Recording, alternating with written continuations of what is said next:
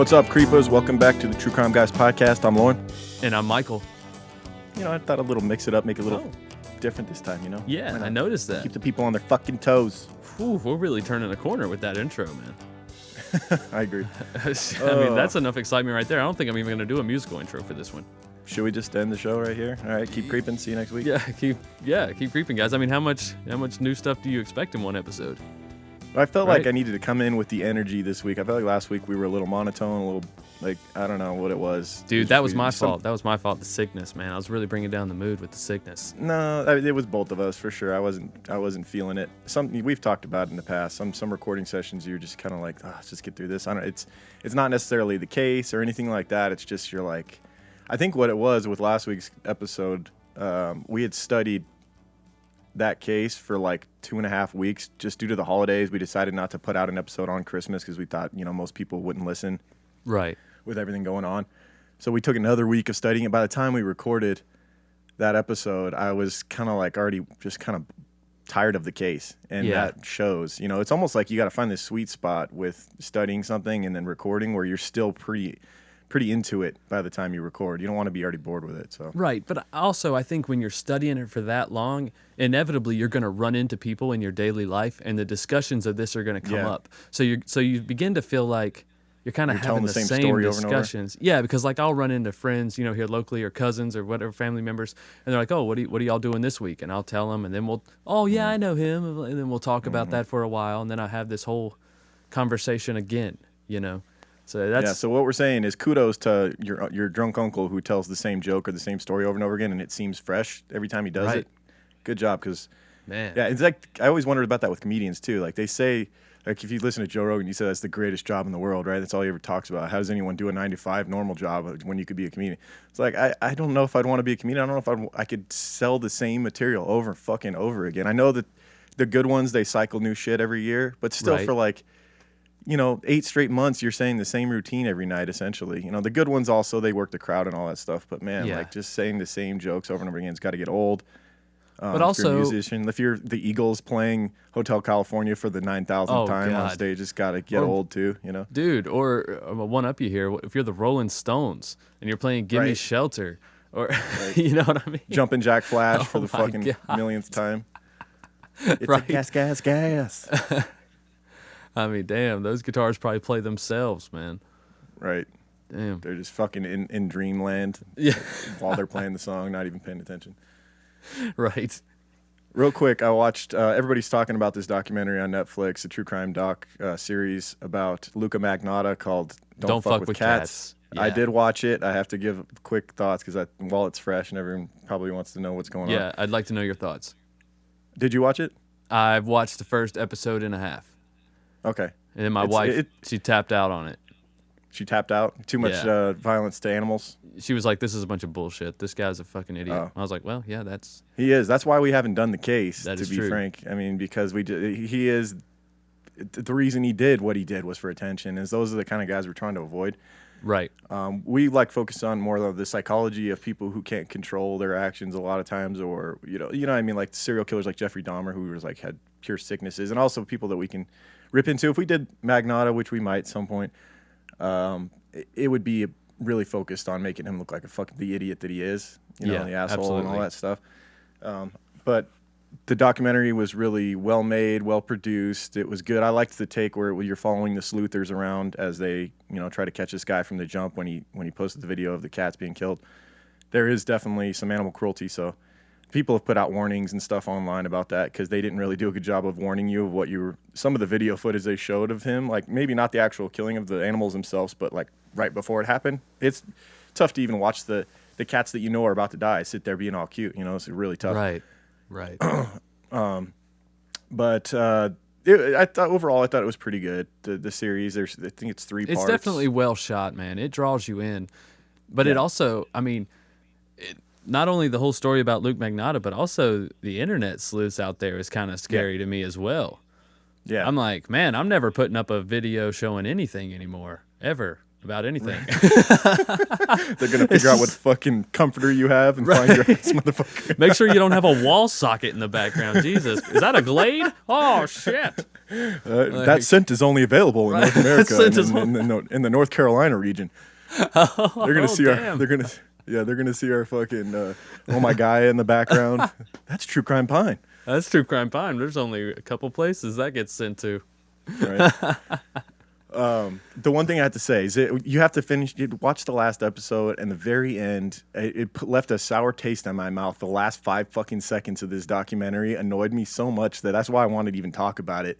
Is, you know, the main chick the main woman in the documentary that Body was moving. from Vegas. Yeah, Body Moving. Okay, they show a lot of what was cool too is being in Vegas local, like seeing all, and even you living there for a while, seeing all the aerial shots of Vegas was kind of cool. That was cool. And seeing her driving around, I recognized every place she went to, like the little egg spot on East DI or whatever. Like she sits down at this little 50s diner at the very end with the other guy, John, whatever his name was, who was the other main sleuther, and they're having a talk. I'm like, I've been to that fucking place and eaten with friends and stuff.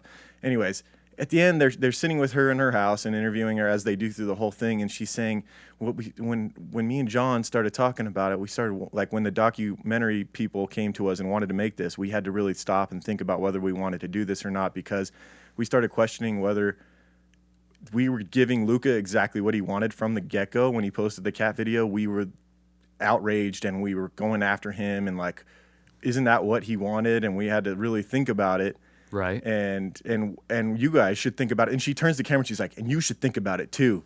And she's like, maybe we should all turn the power off. And the documentary ends, and I was just like, the fucking hypocrisy of this woman to say that. Right, like, at the end? You waited till the end to say that? Yes, that's how it ended. I'm like, you already cashed your check?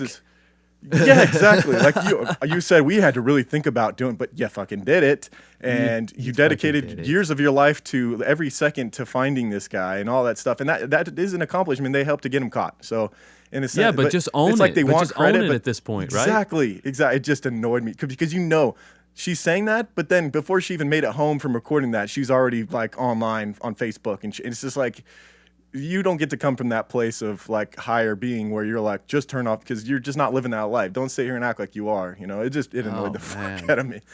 Oh wow! You have to watch it. It was like it gave me douche chills. It was just like real, like you can't say that. Like, especially you're not now. Yeah, like if they just own the docuseries, own that you helped him get him caught, own that you're a sleuther. Don't sit here and be like, get all the credit for being the sleuther and helping to get him caught, and then also go, but you should turn your power off. Right. And stop doing this. Like, what? Yeah. It was so weird. Mm-hmm. I know exactly what you're saying. Yeah, that would have aggravated me as well, man.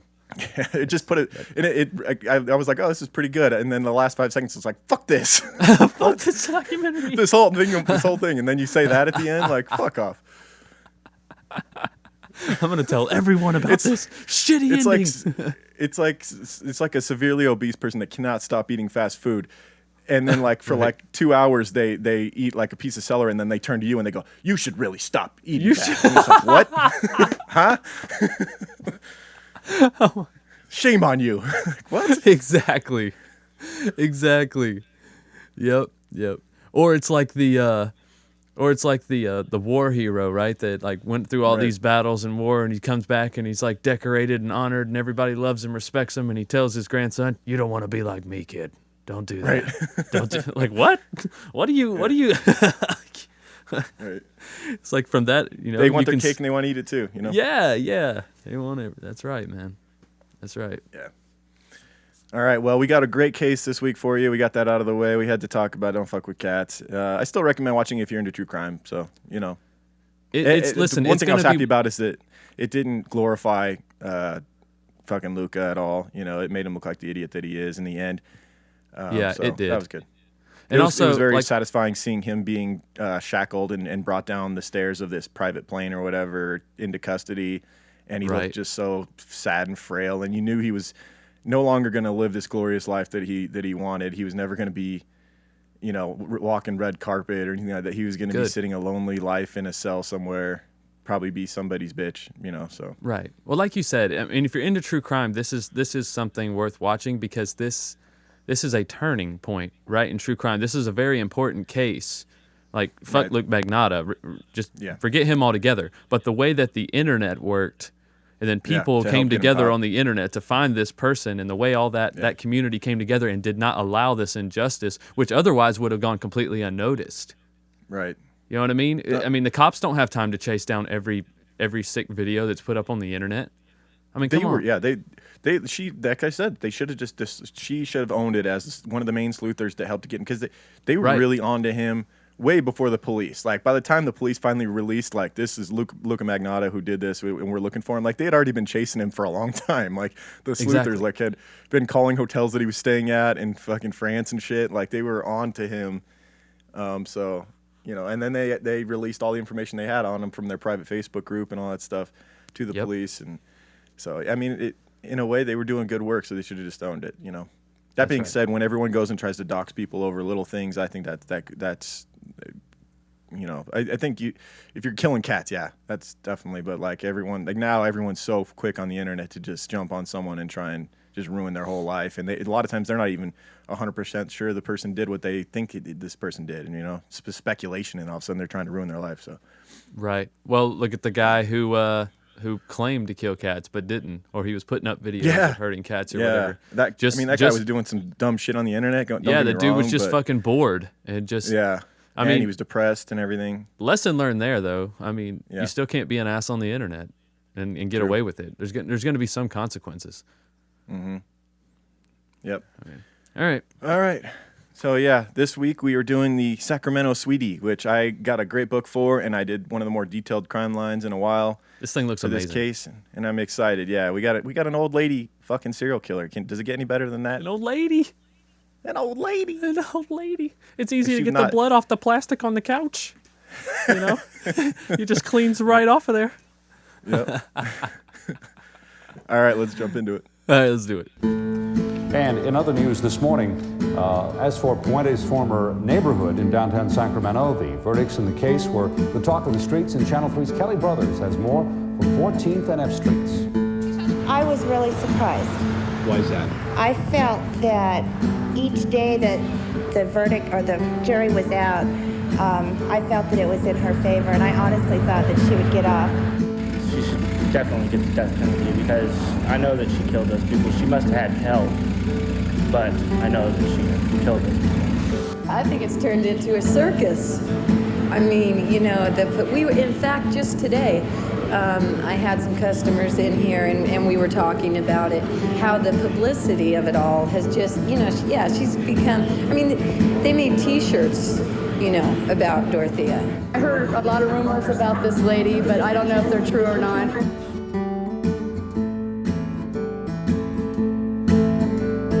Sacramento Sweetie, I'm down on my luck.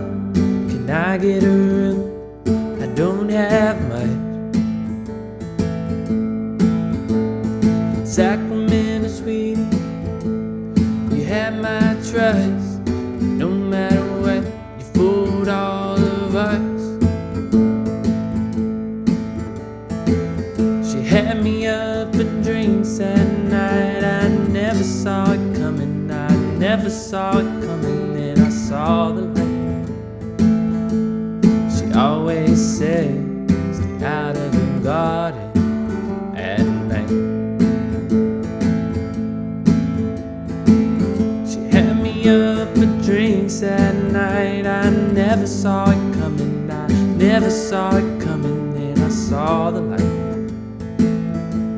She always said, stay out of the garden at night. She always said, stay out of the garden at night. Sacramento Sweetie, I'm down on my luck. Can I get a room? I don't have much. All right, our case this week is, as we mentioned, an old woman serial killer.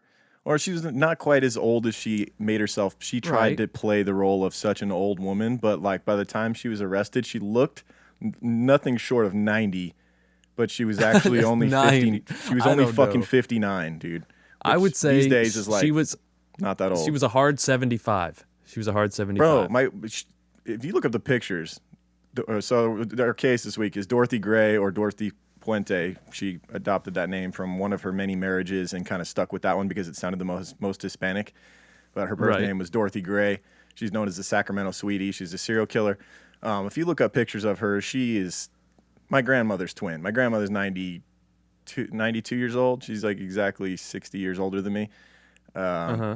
Just like I'm looking at my grandma right now. Like the poofy white hair, the glasses, but 59. She was 59 when she was arrested. Most of these pictures are her in court during her trial.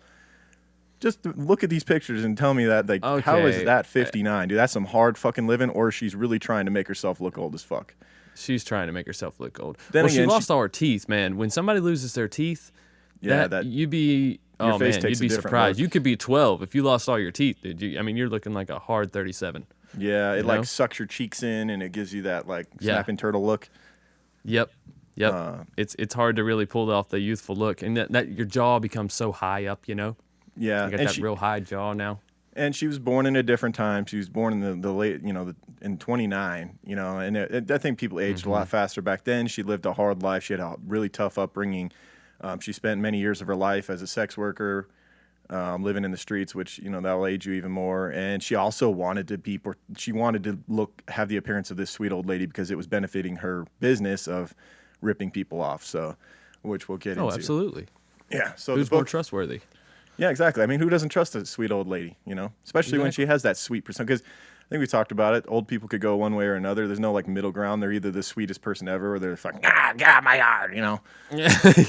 There's, no, middle, average person. It's the sweetest person ever or, get off my yard. You know what I think that has to do with? I think when you reach a certain age, you go one of two roads, right? You come to a Y, and it's either I want as many people around me as possible and surround myself with loved ones, or it's get the fuck out of my way. I'm doing what I want for the rest of my life. Or I'm because sitting I don't on my have porch much and left. reflecting for the rest of my life, and I don't want you in my fucking face. Yeah, depending on which road you take, Exactly. That's how you. That's the old person you turn into. Yeah, and if you were to run across her, she would fall into the prior category of the sweetest lady ever, seemingly. Yeah, but she seemed like she liked company. Obviously, she run a boarding house. Yeah, she seemed like one of the sweetest people on earth, taking in people from society that no one else wanted to deal with, and providing a home for them, feeding them, taking care of them. She seemed like salt of the earth, but she was literally scum of the earth. She was a lying, manipulative, one of the darkest-hearted people we've ever freaking studied in this podcast. No joke. Her whole life was a lie. She never showed any softness, in my opinion, that wasn't a complete lie. She was just every second was a lie, and it was all about greed, really. Right. So you're right, but I think this is a big case in the nature category here. You know what I'm saying? Nurture too. She had a terrible upbringing. Terrible, which we'll get. That's into. what I meant. I'm sorry. Oh, you meant nurture. I meant nurture. Yeah. Okay. But I meant nurture. She had a terrible life. I should have emphasized. Fucking terrible life, for sure. So the book that I used to study this case was called Buried Beneath the Boarding House, A Shocking True Story of Deception, Exploitation, and Murder by Ryan Green. Great fucking book. Super detailed. It made making this crime line so much more work than I expected. I saw that it was a 4-hour book. I'm like, oh, that's not too bad. We've read 19-hour books in audio form before, The Night Stalker by Philip Carlo was 19 hours. But there was this 4 hours was packed with so much information that you couldn't really leave out if you're telling the story, that I had to pause it every 10 seconds to write what I just fucking heard in my own words. And it made for a super long crime line. It's probably going to be a super long episode. And I put in probably at least 10 to 15 hours of writing this damn crime line this week. So enjoy, exactly. people. And we're almost 20 minutes in and we haven't even started. So exactly. And we can't stop talking about other fucking documentaries and old people and shit, which we're going to talk more about old people. All right. So that's going to happen. Let's dive into it. Born Dorothea Helen Gray on January 9th, 1929 in Redlands, California. She shares a birthday with Richard Nixon and Bob Denver. Okay. One great American and then one president who had some controversy. Right. Good old it Nixon. depends on where you're at. You know what I'm saying? Who knows? I am not a crook. I am not a crook. All right. But Dorothy Gray is a killer. Bob Denver went down in a plane, Rocky Mountain High. Odd way to end. There's so many like musicians that died in planes. Like don't ride around in them little fucking private planes, people. You know, take a commercial airplane even if you're a celebrity, because your odds of dying in those little planes is so much higher. Yeah, but it's so much more convenient. Just hop in your plane and go. That's true. Yeah, right into the rocks. I mean, think about how many trips are successful, though. Yeah. Of those small planes, you know. They're flying all the time. Yeah. Yeah, you're bound to have a little fender bender up there sooner or later, right? Yeah, Skinner, Leonard Skinner, the whole band went down, I think. Crazy shit. But, I mean, but yet commercial airplanes, they like almost never crash. When you think about how many of those are up in the air, you know. I just think the maintenance is way more frequent, and then like the pilots are I don't know. We're not going to go down that fucking wormhole, but it's kind of odd how many celebrities and musicians fucking die in airplane crashes. Dorothea was the sixth of 7 children by Trudy and Jesse James Gray. She had just been born into a shit-situation, I would say. Shit-situation. Her parents, shit-situation. Yeah, her parents were 2 of the worst fucking parents that a child could ask for, and it makes me sad when a little baby is born into just, you know, born to parents that have no love in their hearts and are just awful people.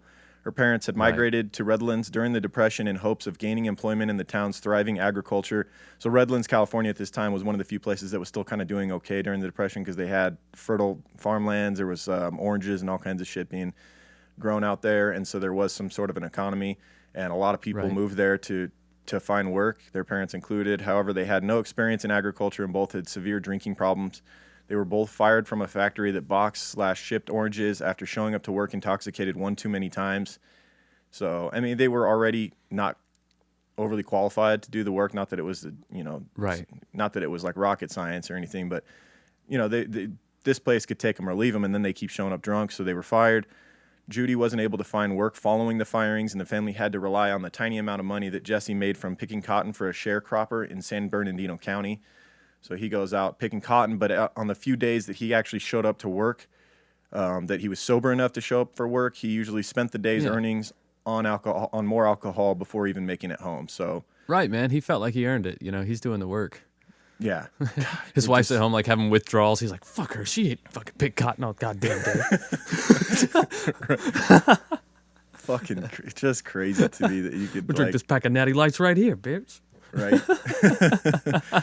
Blows my mind that you could have like all these people depending on you, these children and stuff at home, and you're already making a measly amount of money, and then you choose to spend that on more alcohol. I mean, that's a problem. It's a disease, man. It's a disease, I guess. And that also I feel like creates excuses for people sometimes too, you know. It does. If they believe it, if they want to tell themselves it's a disease, that can just further the problem. Right. Because I mean, diseases can be reversed sometimes too with behavioral changes. So. Well, and it's not like you don't know that it could do that to you as well, and then you make a conscious decision. Yeah. So I mean, it was a hard time to is. live. I will say that. So that you know, but at the same time, his parents were incredibly selfish people, and they ended up raising one of the most selfish and terrible people of all time. That's why we're focusing on their daughter. Right. Dorothea was most likely severely affected physically by fetal alcohol syndrome, as her mom maintained her steady drinking throughout the pregnancy and while breastfeeding. She would also spend hours sitting in her own filthy diapers without being changed as a baby. Dorothea was known to have a very small stature, which was likely a result of her mother's drinking, as well as malnutrition she experienced growing up. This was because the family was so poor due to her mom not working and her father spending all of his measly earnings on alcohol. Food was hard to come by for the Gray children, who often found themselves scavenging for scraps or pleading with neighbors for food, which angered their mother, who was embarrassed to find out that they were out asking neighbors for food because it made her look bad, which resulted in beatings. So they really could do no right. You know, they were just That's a vicious cycle right there, man. Fuck, right? You're just trying to get some food in your belly, and then you're getting beat for that. Right. Oof. Brutal. Yeah. Father Jesse was rarely around, but was abusive when he was around. He was known to slap his children just for being in his presence, and would more often than not banish them to the streets when he was home, just so that they weren't around. Dorothea and her siblings were witnesses to their parents having drunken sex in front of them, and also allegedly were sexually assaulted by their father. So, I mean, it's literally about if you want to write like a script about the worst childhood, this is up there. I mean, there's not a single good thing that happened to Dorothea growing up. Dude, this is reminiscent of Eileen Warno's childhood. You know, it's about that bad. Yeah, maybe worse. You know, this is just what we know. Yeah, I'd say I can't remember because that was one of our earliest episodes. I don't remember a whole lot about Aileen's childhood, but I remember it wasn't good. You know, we've had some cases where the childhoods were brutal. You know, like obviously fucking Ramirez. William Bonin sticks out. His childhood was insane. Right. Yeah, I don't know. During 1936, when Dorothea was 7, her father was diagnosed with tuberculosis, and the family was quarantined and received charity from the church, which is actually one of the better things that happened to Dorothea was her father getting tuberculosis, because then they started getting help from the community, and they actually had like steady food for once. During this time, he supposedly attempted suicide in front of his children and failed. In the early months, however, of 1937, Jesse Gray finally died, and Dorothea was 8 years old at the time. He was buried in a potter's field, which was designated to those too poor to afford a real funeral. So just kind of threw him in the ground where it was free. Right. So. Yeah. I mean, give him back to the earth, man. It's what we should be doing with people anyways. Yeah, that's true. I've already said it. It's on record. I want a natural burial when I die. I want to just kind of like plant a tree. Don't fill me up with chemicals and shit. We talked about this stuff in our death episode on Patreon, patreon.com/truecrime. We did a whole episode just on death and what happens after you die. Episode, dude. We read some interesting books for that. Yeah, that was a fun episode. It was different, you know. It was. So Trudy, now with no source of income for the household, turned to selling herself for sex and was absent from the house for days at a time, which was actually a godsend for the children, who now got to kind of run the household themselves, and they did a much better job than their parents did. The older children were cooking, and the younger children were going out and kind of like gathering food from the neighborhood, you know, playing the sympathy card to the neighbors to bring in food. And they were doing all right on their own, you know, without their parents being there to be abusive and drink up everything. And a year after... and I mean, they already had a lot of sympathy because, you know, the neighbors knew about their parents. They knew the situation these kids were in. That's the real reason they didn't want them going around to all the parents, because the other neighbors knew how much they drank, and they knew about their drinking problem, and then they can put two and two together. They realize if you're always drunk, but your kids are hungry... Yeah. Your priorities are a little fucked up. Exactly. Yeah. A year after Jesse's death, Trudy met her fate as well. She was riding on the back of a motorcycle, which was being driven by one of her clients, when they were struck by a car and sent off a cliff, which sounds like a movie, but the way the book that just sounds insane, but that sounds like some justice karma, right? Yeah, it sounds like one of those like horror comedy movies. It does. Where she just got done like, shut the fuck up, Dorothea. Right. You know, threw a glass bottle at her and ran out and jumped on the back. Douchebag. Freaking burns out in the driveway, throws gravel all over the trailer, and then smack! Right on the bridge. Right. Oh, yeah. Supposedly her body was like too mangled to like even have like a real funeral with like open casket or anything like that. She was just like basically tumbling down this cliff for a long time, which, like you said, is kind of karmic justice. It's like kind of, you know, fuck you, Trudy. Yeah, you kind of get what you give there, Trudy. Yeah, you know, the world paid you back for all that shit. So yeah. Initially, the children were relieved to hear of their mother's death, as they had learned to fend for themselves better without her presence. However, they were all forced by the state care system into custody, and whatever foster homes had spare beds, and they were all split up. Unfortunately, Dorothea ended up alone without her siblings for the first time in her life. You know, and sadly, if they knew like how much better they were doing without their parents, you know, maybe they would have let things continue, but they couldn't do it just because they're the authority figure. They had to come in. And and I mean, who would care for the kids if they got sick and stuff? You know what I mean? I don't think they were of that age. Maybe they were doing okay, scrounging up food, and they were happy because, you know, they weren't probably getting yelled and beat and assaulted every day. But they probably weren't really doing better. You know what I mean? Right. Yeah, when the rubber hit the road, if like you said, if one of them got sick, there's no money to pay for any kind of medical bills or anything like that. Fortunately, Dorothea only had to suffer the understaffed and underfunded foster homes and seclusion from her siblings for a few months before her aunt, who had learned of her sister's death, had finally been able to track down each sibling and submit the proper paperwork to gain custody of her nieces and nephews, which is cool. Finally, you know, someone in their family stepping up and doing the right thing for these children. Dorothea would be reunited with her siblings and experience a fairly normal and supportive existence for the first time in Fresno, California. To deal with the traumatic past that she had endured and was ashamed of, Dorothea created a new, more lustrous past for herself. She began telling people that she was born and raised in Mexico with a loving family of 17 brothers and sisters before moving to the U.S. to start a new life. So she was so ashamed of her traumatic past that like she makes up this new persona for herself of this little Mexican girl who had a loving family back in Mexico and like everything was peachy. But why Spanish? I don't know. She was obsessed with being a Spanish woman. But she didn't like, even look Hispanic in any way. No, she's white as fuck. She's a little white, blue-eyed lady. Like she should have went like German or I'm a Russian or Irish or something. Right. Why do you go with I'm Mexican? People were like, okay. Yeah, she carried on this phony Mexican persona forever. Like she just kept going further with it and further with it. When she was a little girl, she learned Spanish and blended into the community to further solidify the lies of her past. Although things were going better than they ever had for Dorothea and her siblings at this time, the state disagreed.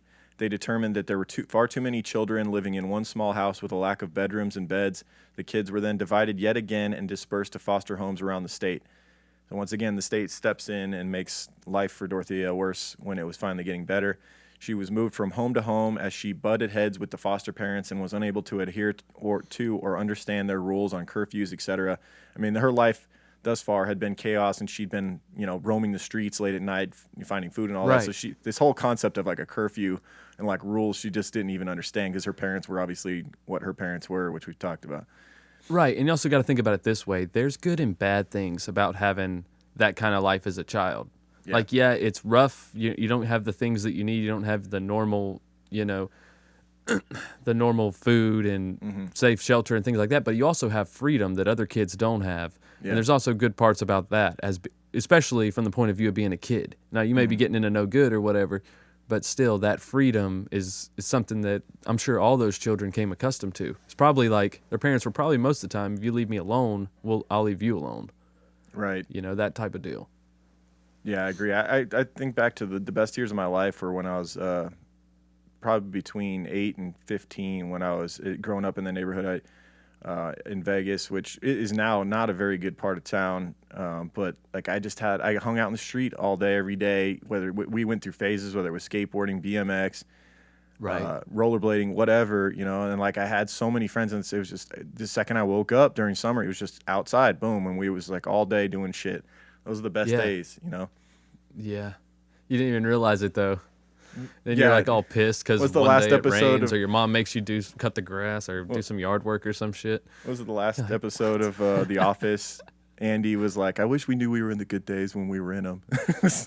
That line is so true, though. It really is. You never know. You never know the good days until like you have to reflect on them later.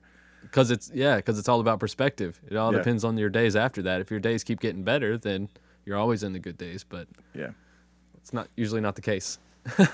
Yeah. So Dorothea is living in these different foster homes, butting head with all these people that take her in. And when she turned 16, she decided she'd had enough of this lifestyle. She dropped out of school and dropped communication with everyone.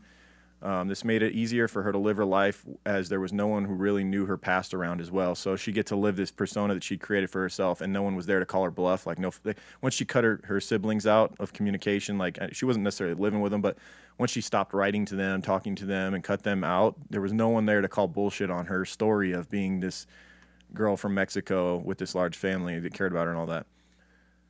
Right. We've talked about that before. What was the case?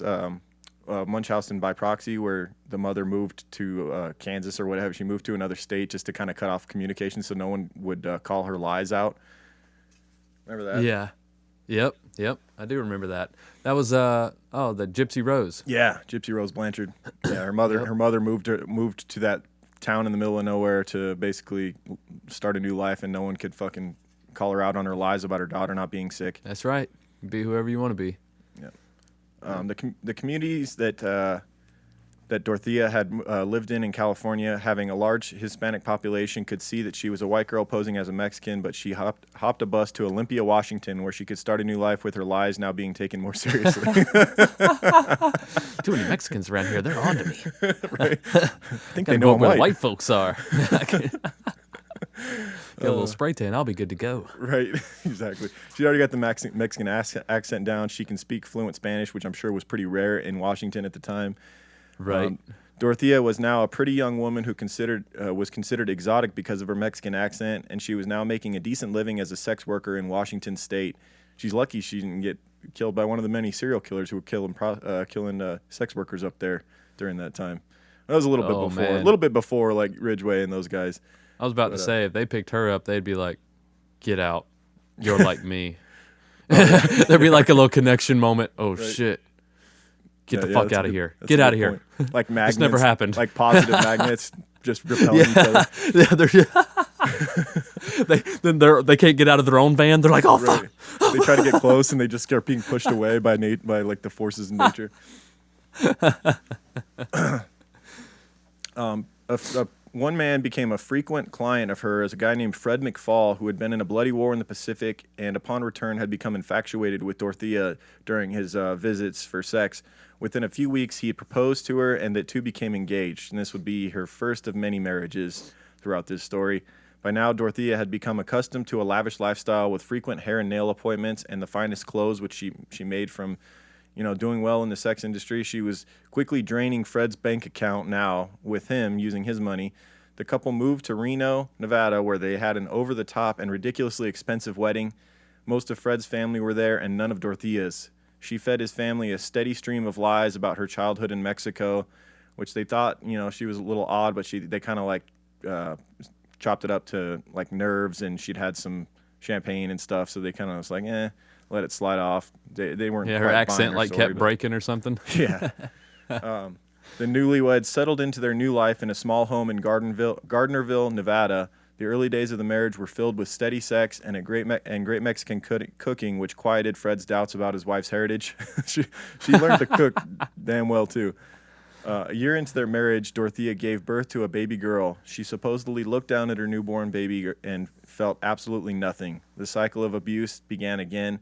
She had experienced as a young baby. She turned and did the same thing to her child. Every day, Fred would return from work to a filthy house in which his daughter had been crawling around all day in the same diaper from which he had left her in. So, yeah, we see the cycle start again. She was never taught how to be a mom. She has no clue how to be a mom. Right. Who would expect this woman to be a good mother? And I think she was raised to feel no emotion, like she didn't feel that love like that children are supposed to feel from their parents, and that kind of helps to develop a healthy conscience. I think we talked about in the past, but like little boys, they can be cruel to animals and insects and all that stuff, and you kind of have to like curb that, like teach them, be nice to animals, all that stuff. And if from the time I had a friend growing up who grew up in an abusive household, like his mother brought in new like douchebag stepdads all the time, and they were all like abusive, drunken dickheads. And this friend of mine he was so comfortable with violence. It was shocking. Like he would just like always be in fights with people. Like he was always looking to fight people. And I just blew my mind as someone who was raised in a pretty normal home that like he always wanted to get in fights. I'm like, dude, I'm trying to avoid that. Like it made me nervous, getting into a fight, like anything can happen. Not to him. He was looking for it. That's the kind of thing like when you're raised in that home like that, where you're just taught to feel nothing. I think that's what it really boils down to with her. Yeah, I agree. And I think she has spent her whole life looking out for herself because she had no choice. She had to find some sort of self-love just to make it this far. Yeah, and so she doesn't feel bad for this baby. She kind of probably looks at the baby and go, fend for yourself, Exactly. I did it. Exactly. I did it. It'll make you tougher. Right. Sadly, a lot of people have that outlook. It'll make you tougher, it's like... Right. But is that right, Is that all there is in life? Is like, be tough and overcome shit? Like, why not just love your child? And right, man. I hope not, bro. I hope that's not it for you, because that's a rough life. Yeah. So despite being a terrible parent, and she actually at one point attempted to drop off the baby at Fred's mother's house in an attempt to get rid of her for good. Like, and despite all this, Dorothea became pregnant again, and Fred convinced himself that it would be different this time. Oh, Fred. God, come on, Fred, right? Like, come on, Fred. Oh, the second child's going to change her, and she's going to become a great mother all of a sudden. That's right. That'll fix everything. Let's have another baby. Right. Sadly, a lot of people have that outlook, too. Yeah, I know. When Dorothea went into labor, Fred was at work. She checked herself into the hospital without telling him, and upon the baby's birth, began inquiring about adoption immediately. By the time she returned home the next day, she had no belly and no baby. Fred freaked out and tried to make a fuss to the authorities when she told him that she had put the baby up for adoption, but the baby was long gone. Dorothea had signed away all parental rights for both of them, which I don't know how that's even, allowed to happen. Like, the father should definitely have a say, especially once the baby's born. But what was done was done. Fred immediately filed for divorce. Dorothea packed up her belongings and hopped a bus for Los Angeles. The year was 1948, and she was 19 years old, fresh off having 2 children and her first failed marriage. Sex work in L.A. was not as profitable as it had been for her in Washington. She was now a little bit older. She had just had 2 babies, and she had been living a hard childhood. Also, the war was ending, and the soldiers were settling into their lives back in the States. A lot of her customers in Washington were guys in the war that were returning for brief stints and then going back out, and they were looking for some fun. I'm just speculating here, but maybe the standard for sex workers was a little higher in L.A. Just speculating here. I don't know. Yeah, more competition or something. I don't know. Maybe there's a little more competition. Yeah. Maybe she's a Washington 8, but she's an LA 4, I don't know. That's maybe. I don't know. Dorothea speculating here. Dorothea turned to robbing her clients in various. Oh, well, also, she was exotic up in Washington, and in L.A. Oh, she's that's just, right. She's another Mexican girl. Dorothea Probably turned wasn't to even, though. Right, but yeah, she's another fake Mexican girl. Right. Dorothea turned to robbing her clients in various ways and did all she could to avoid the sex part of it altogether. So she would basically drug them once she got back to their place, and they would sit there and kind of watch her rob their place, but like incapacitated. It's her favorite way of harming people was drugging them. In early 1949, the LA police caught up with her. Bartenders had reported her behavior to police, and they went undercover to bust her. So she was doing this so frequently and going to the same bars and taking in the same clients, like older gentlemen, taking them back to their house, robbing them while they sat there incapacitated. And it's, the bartenders are seeing this trend. Like, she would see them leave with these older guys. Then they would come back the next day and say, that woman robbed me. She drugged me and robbed me. And then the next night she's back in that bar again, picking up some other guy. So the bartenders tipped the police off that she was doing this. And in typical, like, LA police fashion back in the 50s, 60s, 70s, like, they went let's go undercover and let's bust this sex worker, of course. That's like their favorite job to do. Hell yeah. They get to pretend to be a John, sit down at the bar. They busted her. She ended up being sentenced to 1 year with the possibility of parole after 6 months. And it was prison that taught her how to keep a tidy living space. The guards, as well as fellow inmates, had ridiculed her enough that she became the most meticulous of any inmate. So prior to this, she had, been known to have filthy living spaces. That was one thing that drove her first husband crazy, is that always coming home to the house just being a wreck. I guess prison kind of changed that for her. Practiced while in prison also, she kind of honed her craft as a criminal. Rather than cleaning up her lifestyle, she chose to go the other way and learn some new skills that would help her not get caught next time. She practiced picking pockets, forging signatures, and promised herself not to make the same mistakes that got her locked up the first time, and had no plans of living a normal 9-to-5 life. She never did, really. I mean, that was... No. She didn't know. She didn't know what a normal life was. She'd always just been able to get by. Yeah, just skim by. Born into chaos. So, I mean, that's just kind of what you know. She got out of prison 4 months later and moved to the inner part of L.A. and worked cheap motels. She had plenty of clients, and things were going along okay until she got pregnant again. Apparently, she offered her clients for $1 extra, they could have sex with no condom, and that maybe not the best choice. Man, I bet they jumped on that. What's $1 extra? Reasons. I mean, you could get pregnant, but also you could get plethora of STDs diseases doing that for that extra $1, man. I mean, I know in what was it, this is the 50s. That's $1's a decent, $1 more than what $1 is now, but still. Oh yeah, I see what you're saying. Still, it's like 20 milkshakes. I got you. Right? Yeah, you really want chlamydia for a few milkshakes, right? Or another baby that you can't afford to get rid of. Yeah, and she couldn't afford an abortion. They were really expensive and hard to come by back then. So she decided to go forward with the pregnancy and give the baby up for adoption once it was born. After that, she returned to sex work again, but could see that she couldn't keep doing it forever. She had now had 3 children, lived in prison for a time, and been in the sex business for a while. She had also gained some weight and wasn't turning heads like she used to. She began to search for a husband to provide for her financially. That's where Axel Johansson came along, which I love this guy's name. And he was a merchant seaman of Swedish descent. This guy sounds awesome. Yes, he does. He sounds made up, to be honest. He does, right? So yeah, he was a seaman of Swedish descent who was looking to start a life in San Francisco. He made good money and was hardly around to see how the money which was spent, which made him perfect for Dorothea. He bought all of her lies at face value, including the tragic death of her first husband, who she now made up this story about her husband dying tragically and how he was a war hero and all this stuff. Right, of course. Why not? Yeah, I mean, why not? She always had this revisionist history about her life.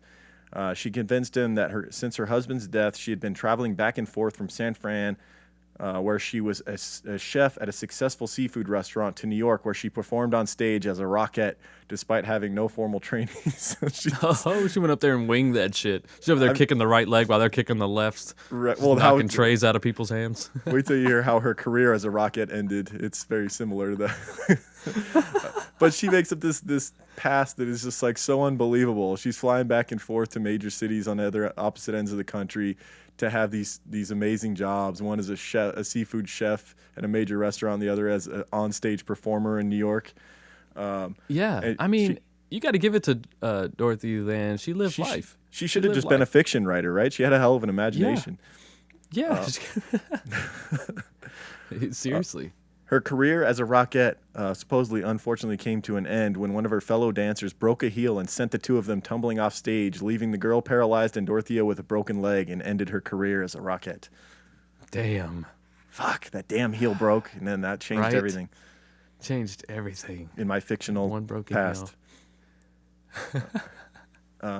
So Dorothea and Axel wed in an elaborate wedding, all with oddly small wedding parties, and assume their new lives together. So I mean, he's living on the sea. He doesn't have a ton of friends, and if they are, they're out on the sea. They're not going to be attending the wedding. She has no one because she moves around and lies to everybody. So right, they had this Makes elaborate sense. wedding basically for themselves, because no one was there. I'm sure that was her idea. Yeah. So they settled in temporarily, but as we mentioned, being born into chaos seemed to leave Dorothea always discontent and in a state of wanderlust. Boredom with the normal life led her to drink heavily, and Axel continually returned to a disaster of a household, so she went back to her old ways of, untidiness. And as was sadly all too common during this time, Dorothea was beaten by Axel for her unsatisfactory job as wife and housekeeper. So this is the 50s, so it's still in that, like almost like the wife is like the property of the husband, and he had these expectations when he got home from being out on his ship of the house being tidy and a hot meal and all that stuff. And when he returned to not having that, he basically beat the shit out of her. Over the years, the two grew barely tolerate each other, and Dorothea was frequently bringing men home to sleep in the couple's bed together while he was away. The beatings continued, and Axel began to finally see through her ever-expanding lies. Dorothea gave herself yet another identity. She began telling people that she was a holistic healer and had traveled around parts of Mexico with her mother as a child, learning all the ways of natural medicines. Great. People in the community bought into this and actually started coming to her for help. She was frequently prescribing drugs to people she had made or purchased herself. Now, she was studying about drugs. Like, a lot of these things these lies that she put off, she did some research. Like, what I mean? Like, she studied drugs like the way she studied pickpocketing. It was for a reason. She's studying what could easily incapacitate a person. The same way that she studied the Spanish language and everything else. I mean, it was all for a reason. She was thorough. She was committed to these lies. Yeah. We've mentioned before, some criminals, they work so hard at being a criminal that it's like if they dedicated that time and effort to like a real job, they could have fucking become a CEO or something. It's like, exactly. Yeah, they chose the wrong path to focus on. Yeah, But there was exactly. not lack of hard work that they were getting where they were. This was the final straw for Axel. He began to see that he most likely knew nothing about his wife and that her whole life story was a fabrication. In 1961, he had her committed. And this is very reminiscent of another case we did, Nellie Bly. Remember how back in the day, husbands would just commit their wives if they got tired of them or whatever. That's Oh my God, that's right. And be like, oh, she's just crazy. And these places would she's just let that. schizophrenic.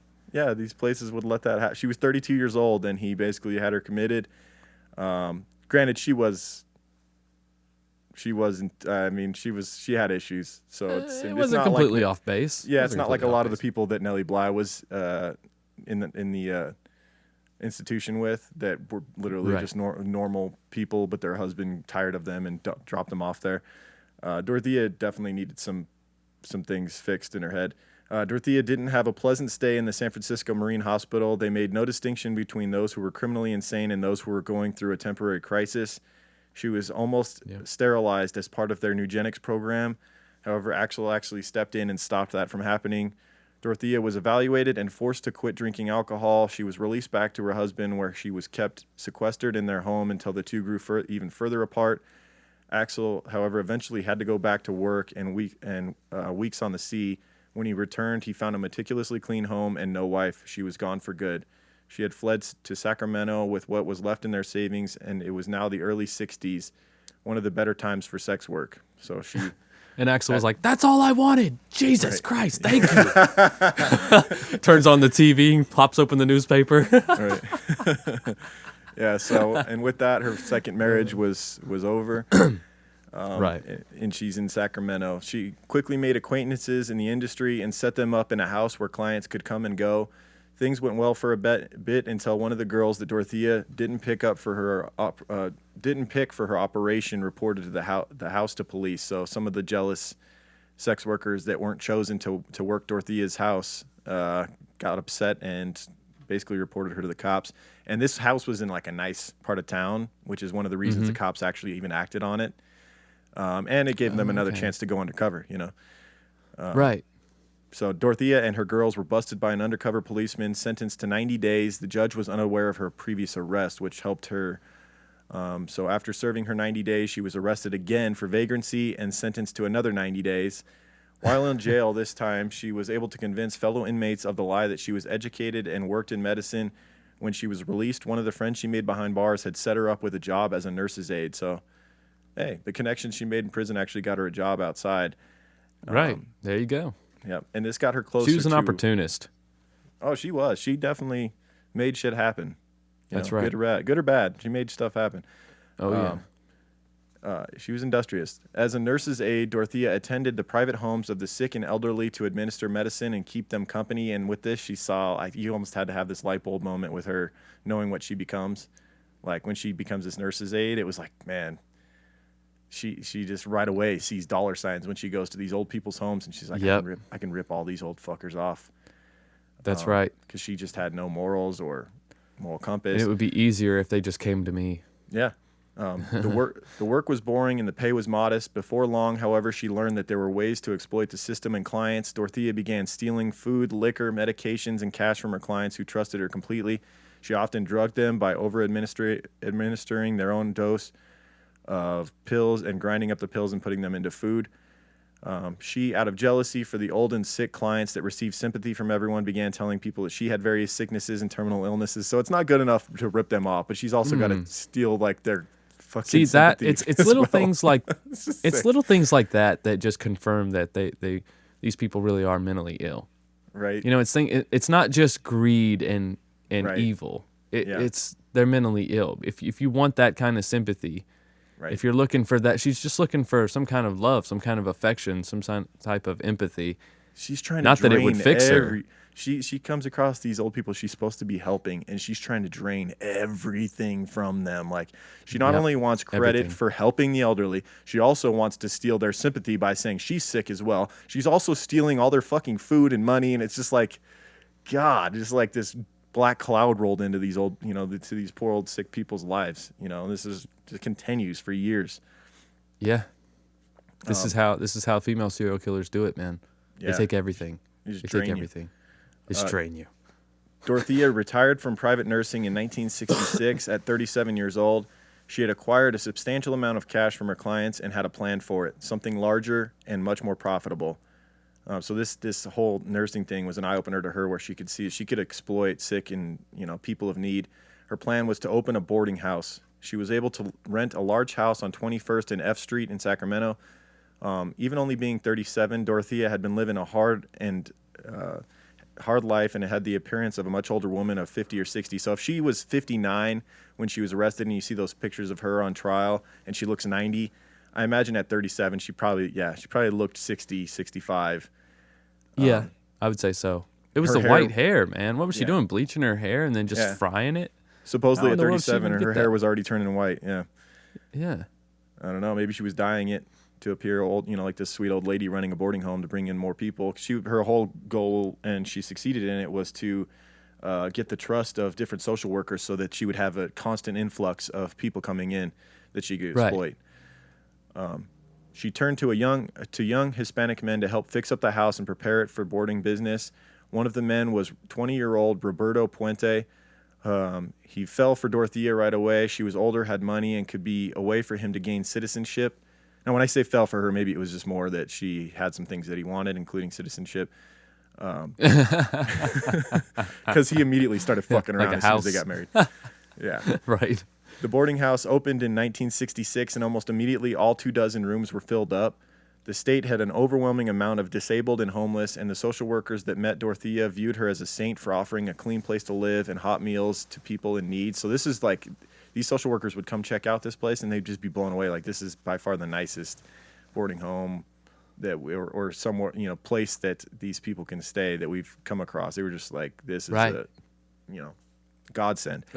Yeah, she made sure of that. She kept a clean house now, but it was for different reasons. Right. And so the social workers looked the other way in regards to the license that she failed to have, which was required to run such an operation. In 1968, Dorothea and Roberto traveled to Mexico City, where she was the bride in yet another extravagant wedding, her third so far. She finally had a Hispanic last name to go along with the persona and accent she had been showcasing for so long, and she would hold on to that name even after breaking apart with Roberto. She would keep that. That was Puente probably last name. her whole plan of hiring all the Hispanic men. She's like, I just need one. I just need one of them. Yeah, I need that last name. Upon return to Sacramento, word kept coming back to Dorothea that Roberto had been seen about town with other women of his age. Soon Roberto would take off, and Dorothea would fill his room with another guest. She began looking for a new husband as well. So her third marriage is done. Around this time, Dorothea began to establish herself in the upper echelon of society in the area by making large donations to charities and dining with local politicians and attending banquets. She even became acquainted with Ronald Reagan. So she had this master plan, man, to become like this saint of Sacramento, like this, person who is helping the needy, and she's trying to get in with the upper society. And this notoriety helped her boarding business seem more legitimate to police that came inquiring about Social Security checks and belongings that came up missing from the people in her boarding home.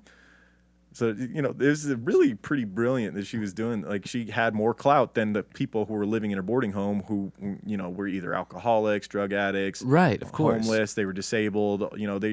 Whose word are they going to take? Hers? Or right, theirs? A lot of them have no ID, maybe. Maybe don't quite have their citizenship yet. Yeah, whose word are they going to take? And someone also, they hang out with in the community? And it was far too easy for her to say, well, they're ripping each other off. We can't, how can we trust them? They're people of the street. So maybe if some of their stuff came up missing, it was one of the other people in the house who took it. So, it was all too easy to have excuses for what was going on.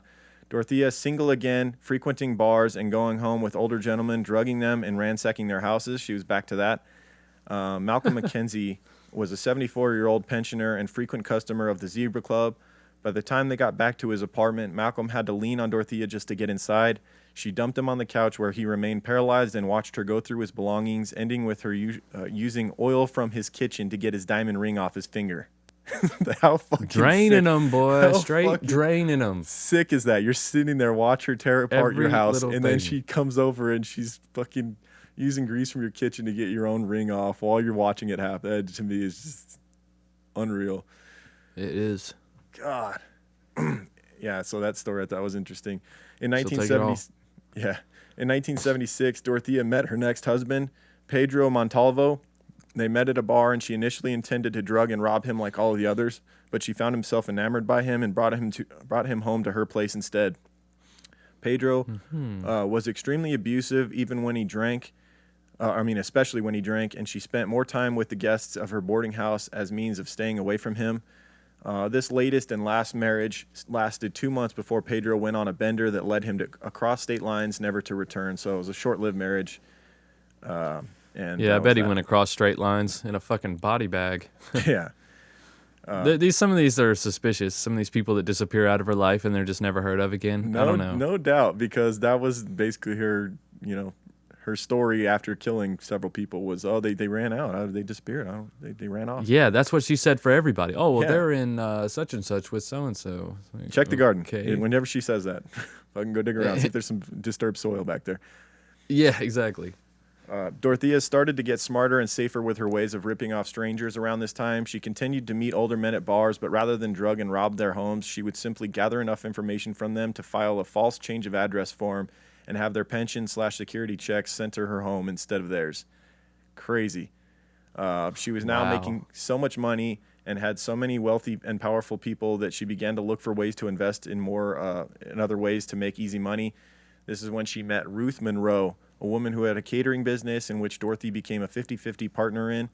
So basically, Ruth would just run the business of driving around catering, and Dorothea would kind of help fund it, but they would split the profits, and they became good friends. In 1982, about a year, good friends, as good of a friend as you could be with Dorothea, because she was incapable of having anyone close to her like that. If she was quote unquote friend, she was inevitably going to do something terrible to you because she had no. Right, but she obviously had a way of making people trust her. Obviously no had some sort of elderly lady charm or something, because man, people would fall right into her lap, move in with her, marry her, start businesses with her. Like people are banking their futures on this woman in a very short amount of time. We've seen it time and time again with some of the worst criminals we've studied. Those are usually the most charismatic and the ones that are able to suck you in the quickest. Right. In 1982, about a year after Dorothea went into business with Ruth, the police came to Dorothea and warned her that they were aware of the rerouting of several men's checks and were gathering evidence against her. This also meant that they'd surely be taking another look into the many reports of her ripping off the guests of her boarding home. Meanwhile, Ruth's husband was whittling away with terminal cancer, and she had been forced to sell her home at a discount to keep up with medical bills. Without hesitation, Dorothea offered up her apartment to split with Ruth, basically offered her a place to stay. So her apartment sat above the boarding home, and so she actually offered to split her living space with Ruth. Ruth was initially blown away by Dorothea's kindness, then the illness struck.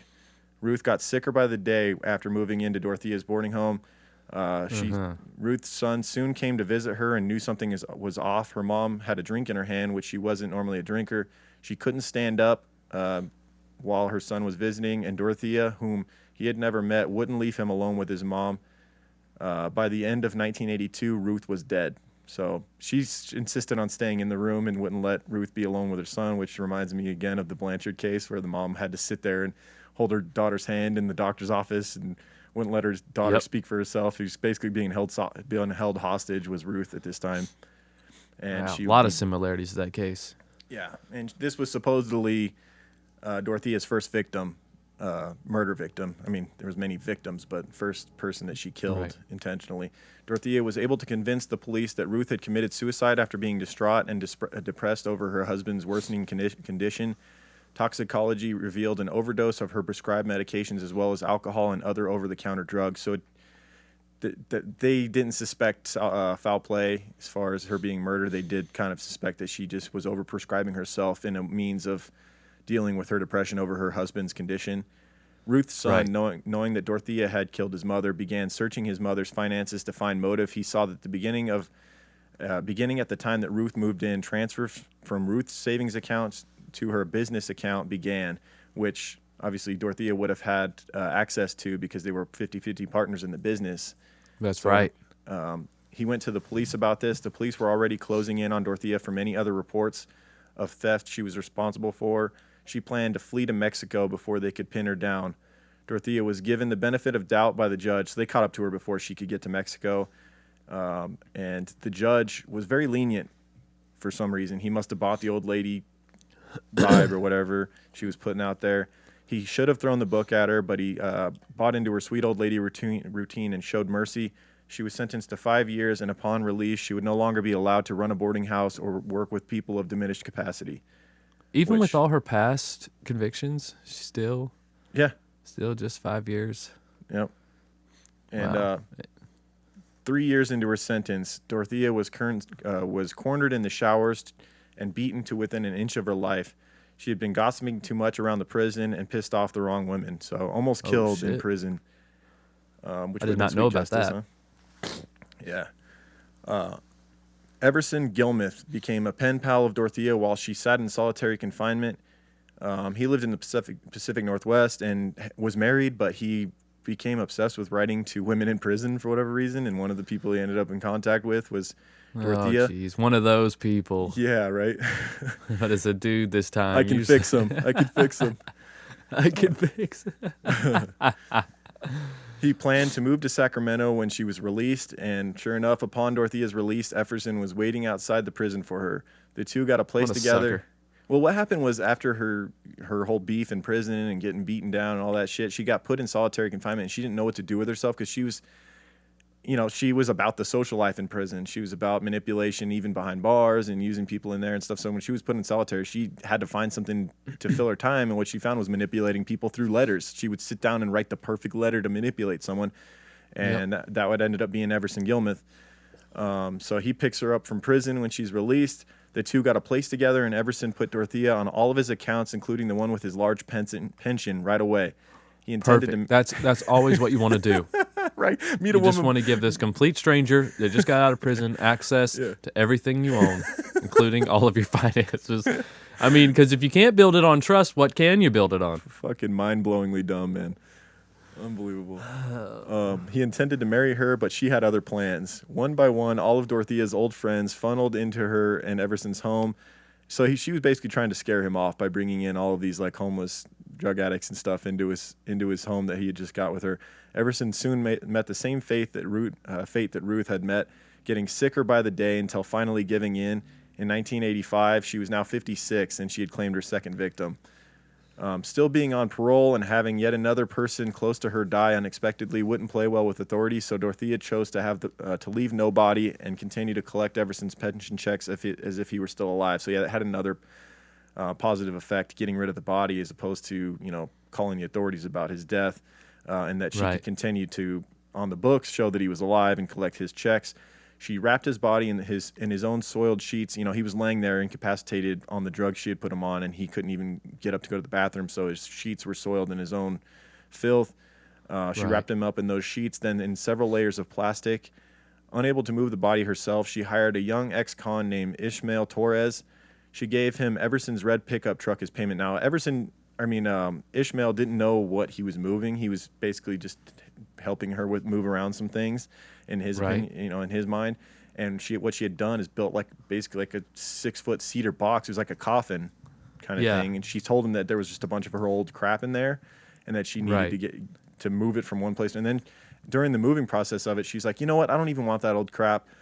Pull over here. There's this riverside, this riverbed or whatever with a bunch of junk that people throw, and they Ishmael threw the box with the body down into this riverbed with a bunch of other trash, and it was covered up by debris and all this stuff. It ended up being found much later by a person who was going down the river fishing or something. He saw what looked like a coffin, and he became curious and discovered that there was a body inside, reported it to authorities, but the body was so decomposed at that point that they basically reported it as a John Doe, and he was not identified as one of her victims until much later. So for now, she got away with it. Yeah. Man, he didn't think something was off when she gave him a truck for payment? She gave him a truck for moving. When do you around move furniture for somebody and they give you a truck? He did say that. He's like, I feel like this is too much, so what'd she do? She had him do more work for her. She's like, well, I can have this and this done, and then if you feel better about it, then. She's like, well, I can suck you the Wesselray dry if you exactly. Here, drink this drink I made for you. Yeah. Now, Everson had family. He had grown children that loved him, and when he disappeared, she knew she had to cover a little bit, so she began sending ongoing letters to Everson's grown children so that they didn't report him missing. Dorothea then returned to running a full-time boarding house and was cashing in over $5,000 per month in pension checks, Social Security checks, welfare checks, She just had all these different checks she was cashing in, and $5,000 a month during this time is a lot of money. So she's doing quite well. She was able to keep a strong relationship with the state's social workers due to her sweet and phony persona and the fact that she was willing to take on the most troubled people in the city that none others were able or willing to deal with. And so this is where we start seeing an influx of her murders. Dorothy Miller, 64 years old, and a man named Benjamin Fink were two older guests of the boarding home that got too comfortable. She's now at the point where she didn't want people in the boarding home to stay around for too long because they start to catch on to her true character. They'd start to, see the inconsistencies and the lies, and so she wanted them in and out. And if not, if they were sticking around too damn long, she had to get rid of them. Yeah, with that many people living in that close quarters, you're not going to be able to hide that shit forever. You're not going to be able to keep it from everybody.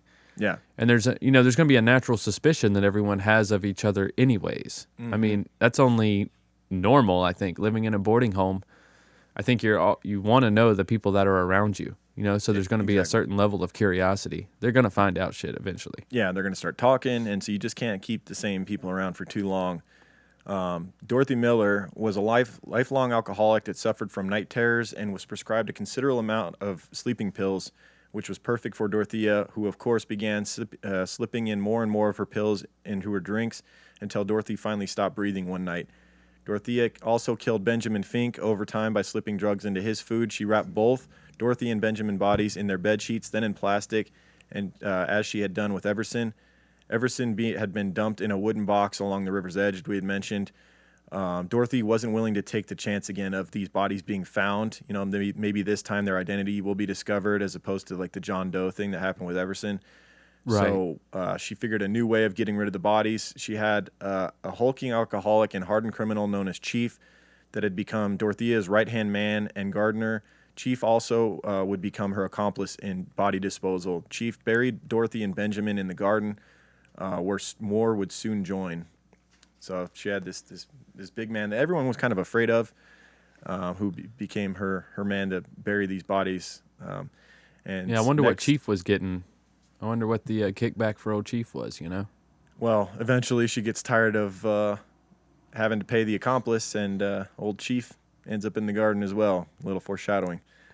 70 crazy, man. This woman is like the fucking she's the worst. It's pretty fucked up. Fuck, man. She's like a mafia hitman, dude. You just don't want to be around them. It's like, fuck. She's ruthless. Yeah, she's absolutely. Yep. 77. Well, she is ruthless because she killed Ruth, so she has less Ruth in her life. That's true. Good one. 77-year-old Betty Palmer found her way to Dorothea's boarding home and had been talking a bit too much. You don't want people talking.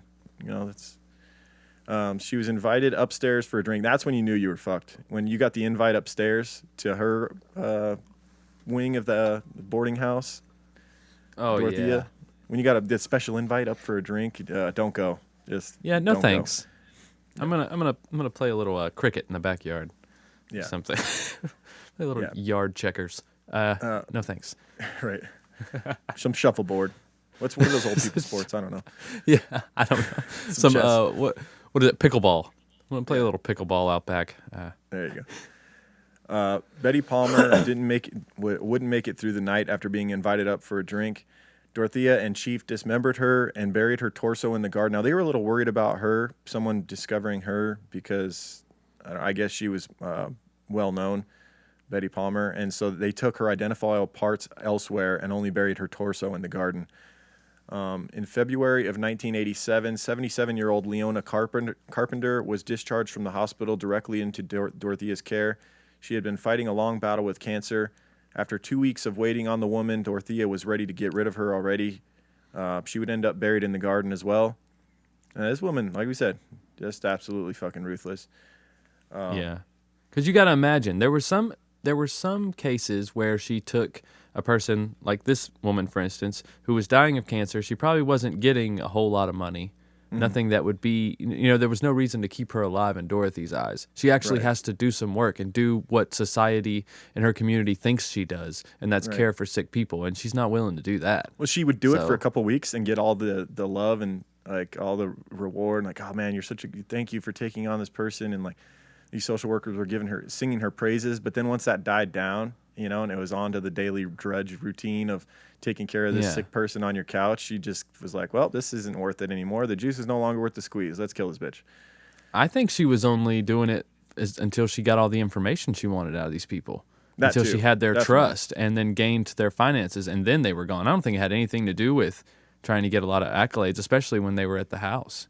Yeah. I think once they were at her house, she's like, how quick can I get them to trust me?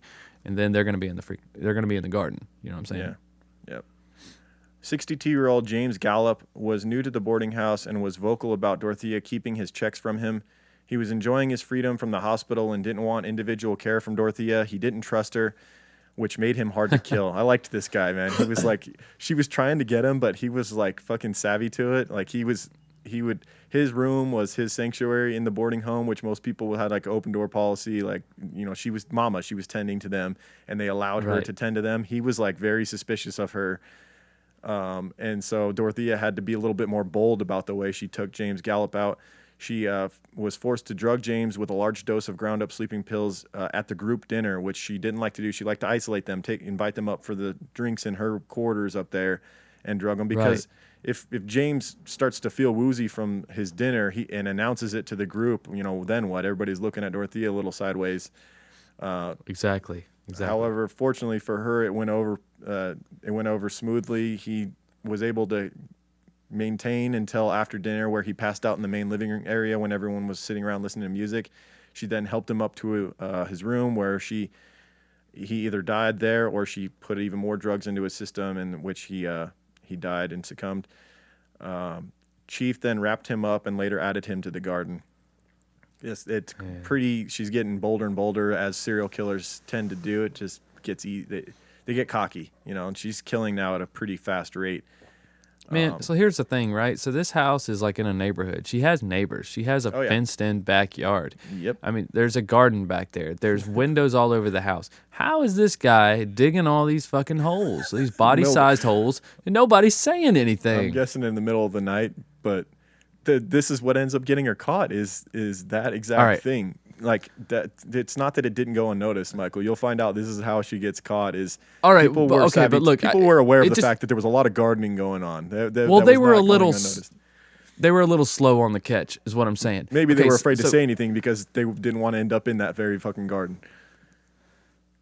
Okay, well, maybe that too. But I was just thinking, it was really. I just had this funny thought in my head. I can't think of one good excuse to tell someone to dig a body-sized hole for me. Right. And then, okay, so let's say you do think of an excuse. What are you going to do? I'm going to put in a koi pond. Right. Okay. And then the koi pond But then the next day, there's no koi pond. Yeah. So, the hole's gone. Oh, you know what? I changed my mind. I just filled it in. Could you dig it over there? You just keep going with the koi pond. That bitch, if she doesn't make a decision soon, I swear to God. She was probably telling everyone, you know, this keeps Chief happy. You need to keep him busy, keep him working. I just tell him he likes to dig holes. Yeah. Okay. Yeah. If one needed any further proof that this woman was a heartless monster, her next move would provide all the proof you need. People that she. I need more proof. Yeah, please. Yeah. Well, it just goes to show that, like, even we saw it with Ruth. Supposedly, it was a good friend of hers. She ends up killing her, and then Chief, who's helping her with all this stuff, all of her criminal activity. He may have thought he was safe, and those listening to this story may have thought he was safe, but having helped Dorothea dispose of many bodies and having spent many hours in private company with her, sharing meals and drinks together, he still would be wrong in that he was safe. Dorothea was getting increasingly paranoid and decided it was time to tie the loose end that was her partner, Chief. She invited him up for drinks one night, which was a frequent thing. They had drinks together all the time, so he didn't think anything of it. He just thought maybe she was going to give him some extra kudos for all the help. She continually refilled his drink and his belly with alcohol spiked with sleeping pills and drugs. She told everyone that Chief had gathered his week's pay and left for good the next day when he disappeared. Dorothea had put him in fresh concrete that went into the frame of a shed that he was in the process of building for her. So he went into the very work that he was doing in the backyard. Wow. Pretty sick. Now, I don't know how the fuck she got big old Chief down there. That's the question that I have, but maybe she cut him up. I have that question as well. She had another compass. Yeah, the book didn't say how exactly she pulled that off. But there were a lot of testimonies of thuds going down the stairs. There had to me, that's the more amazing part, is there's all these people living in this boarding home, right? You got to picture that there's someone up all through the night awake, right? Like, right. And even if they're in their rooms, like, you're not hearing strange shit going on, like bodies being carried down the stairs all through the night every fucking week. Exactly. And then the next morning, in the middle of the night. Right, and it just so happens to be the night before people leave all the time. Like, is that not weird? Yeah. But yeah, if you have to understand, I don't think we've mentioned really the layout, but the stair at the top of the stairs was her room where she basically killed people and drugged people, and then left some people's bodies there until it was safe to carry out. Some bodies stayed there, but then somehow they were either carried by Chief or drugged by her down these stairs and out the back door to the garden. I guess it was the closest to the back door, which would make sense if her room was at the back of the house. Maybe all the windows facing the backyard were actually hers. Yeah. Maybe that's the way she wanted it, They should have known when she put in that slide from her window that went right down into the garden holes, It was right. Odd. That is super. She installed a little suction tube like they have at the bank. Yeah. Some H.H. Holmes Here's shit. the shovel. Here's the shovel, Chief. I'm sending it now. Yeah. Put in a body chute. Yeah, right. She used the dumbwaiter. A lot of houses back then had dumbwaiters. Yeah. You know what she should have installed? She should have installed one of those rails with the electric chair that carries you down the stairs for elderly people. Oh, That'd be perfect. It'd be so smooth. And then worst case scenario, when people got up, they would just think, oh, that's just put sunglasses She's on going them, down there to get her some water. Yeah, you could just put sunglasses on the body, just have them sitting there, smile on their face. Yeah, maybe we're being insensitive to these old victims. Yeah, we might be. Yeah, might be. Yeah, fair enough. Yeah. In October of 1987, 64-year-old Vera Martin checked into the boarding home and was killed almost immediately by Dorothea within a day. No time for Vera to be around. Dorothea had a slow-witted guest of the home dig Vera's 6-foot deep grave and told him that it was a hole for a peach tree that she was going to plant. However, the peach tree, the hole was filled in the next day, and no peach tree was ever planted there. Right. So that's what I was saying earlier. Yeah. How does that continue to go on? It's just people looking the other way. It's the bystander effect. Until it came time. There's got to be bystander effect in this case. Until it came time, because that activity in the backyard is what ended up getting her caught. Right. Alvaro Bert Montoya, and this is another thing that helped to get her caught, is that, we've talked about in the past, like with the cases with serial killers where the killer is targeting sex workers, how it just takes because a lot of times the police would look the other way, and if the family wasn't super persistent, if they kind of assumed what the police were telling them and that their family member ran off or whatever, all it would take was like the killer slipping up and killing someone who was loved a little bit more than the other victims, or like their family was more persistent, or whatever it was. She really screwed up when she killed Bert, because Bert was beloved, and like he was beloved by the people working in the care industry. The social worker that was working with him really cared for him a lot and kept checking up on him, and that's kind of like what did her in, essentially. So this Alvaro Bert Montoya was a developmentally disabled man with schizophrenia and was known in Sacramento on the streets and liked by many in the public welfare system. He was a gentle giant who said little and never drank, but was assumed by many who didn't know him to be an alcoholic. But when you got to know him, you knew, he just had deficiencies. Judy Moyes was a member for the Volunteers of America. She took a shining to Bert and made it a personal mission of hers to look out for him. She began searching for a place that could properly take care of a special case like Bert, and in her search, she heard about Dorothea's boarding home, which still had a good reputation in social worker circles. They didn't know the dark secrets to this place. Judy made a visit to the old Victorian-style home to check it out. Upon her entry, she observed music playing, Dorothea handing out tamales to everyone as they played cards together. A quote from the book, Buried Beneath the Boarding House, said, "It was everything that the public care system had promised to be but never managed to fulfill." This is what this social worker Judy was witnessing. She couldn't believe her eyes. Like, this place is a dream come true. Right.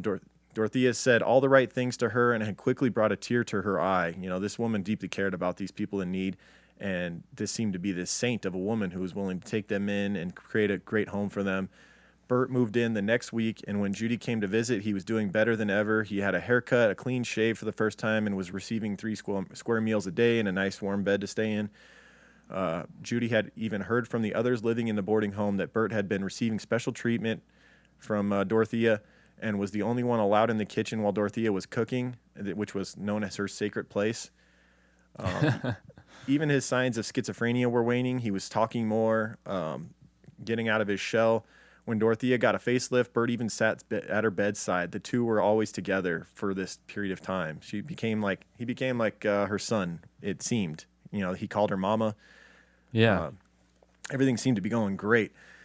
She had him work often in the garden, and when she had free time, or when he had free time, he would even go roam the streets like he used to. One day, however, he went to the volunteer center, and a social worker that knew him struck up a conversation and drew some information out of Bert that kind of had his eyebrow lift.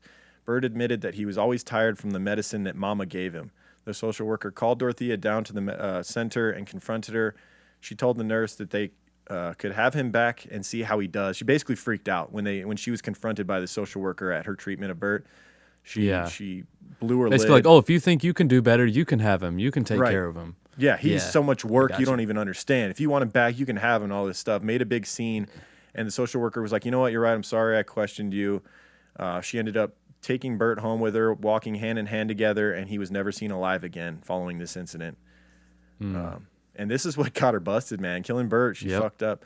That night, she overdosed him in her own bed. She buried him in a hole that he had dug for a peach. So he dug his own grave, essentially, the day before. She had him dig a hole for a peach tree that was supposedly arriving the next day. She did indeed plant a tree. However, the hole was much shallower when she planted it because she had already put Bert's body in there. She told a sob story to the others in the boarding home who actually really liked Bert as well. And she basically conjured up tears and talked about how sweet her Bert was, but that he had ran off in the night and she was sad about it.